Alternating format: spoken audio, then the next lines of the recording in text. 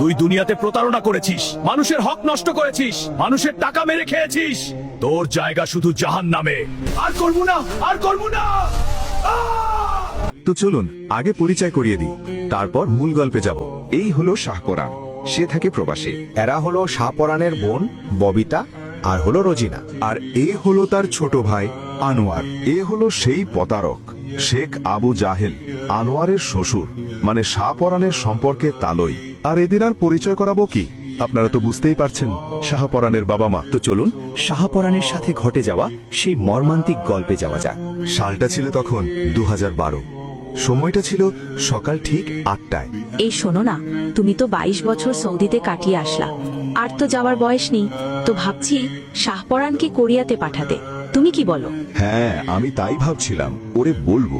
আচ্ছা এখন ডাক দাও, এখনই বলি।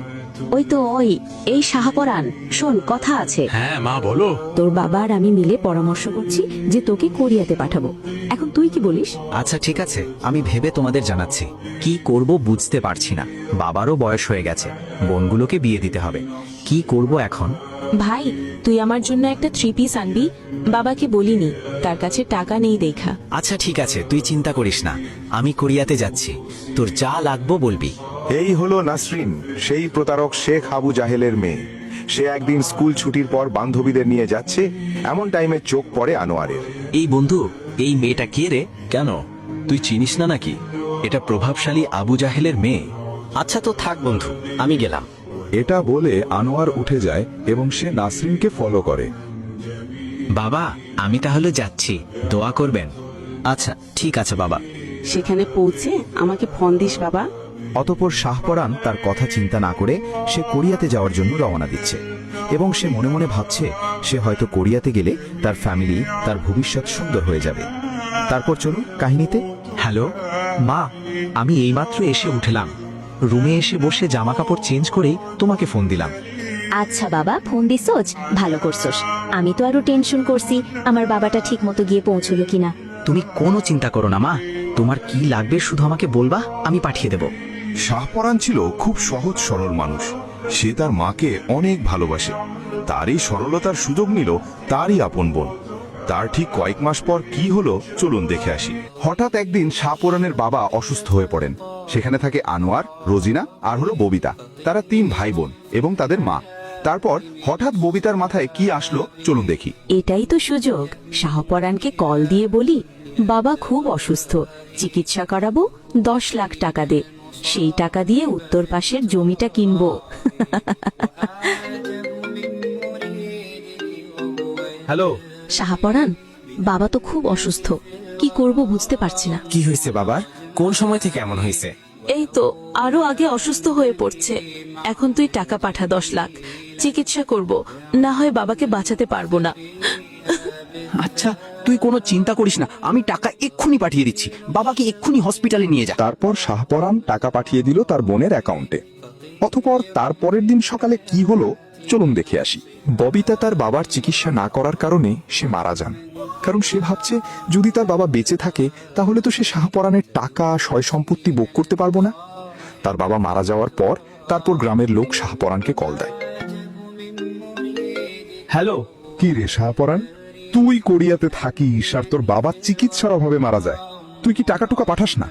কি বলেন চাচা, আমি তো কালকে রাতেই 10 লাখ টাকা ববিতার অ্যাকাউন্টে বাবার চিকিৎসার জন্য পাঠালাম। তার বাবা মারা যাওয়ার ঠিক কয়েক মাস পরে আনোয়ার কি করলো চলুন দেখি। মা, এটা হলো নাসরিন, ওরে আমি ভালোবেসে বিয়ে করে নিয়ে আসছি, প্লিজ মা মেনে নাও। আমি তো কিছু জানি না।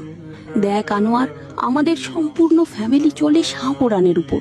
এখন শাহপরাণ যদি মানে তাহলে আমিও মানব, এছাড়া আমি কিছু করতে পারবো না, কারণ তোদের চালাবে শাহপরাণ, আমি না। আচ্ছা ঠিক আছে মা, তুমি একটু ভাইয়াকে বুঝিয়ে বলো যাতে আমাদের মেনে নেয়। শাহপরাণ, আনোয়ার তো একটা ভুল কইরে ফেলছে বাবা, তুই ওরে মেনে নে। ও আবু জাহেল নামের এক প্রভাবশালীর মেয়েকে বিয়ে করে ফেলছে। যেহেতু ভালো ফ্যামিলির মেয়ে, মেনে নে বাবা, তুই মার কথাটা রাখ। কি, ওর বড় আমি, ও আমাকে রেখে বিয়ে করে ফেলছে? আচ্ছা ঠিক আছে মা, শুধু তোমার মুখের দিকে তাকিয়ে মেনে নিলাম।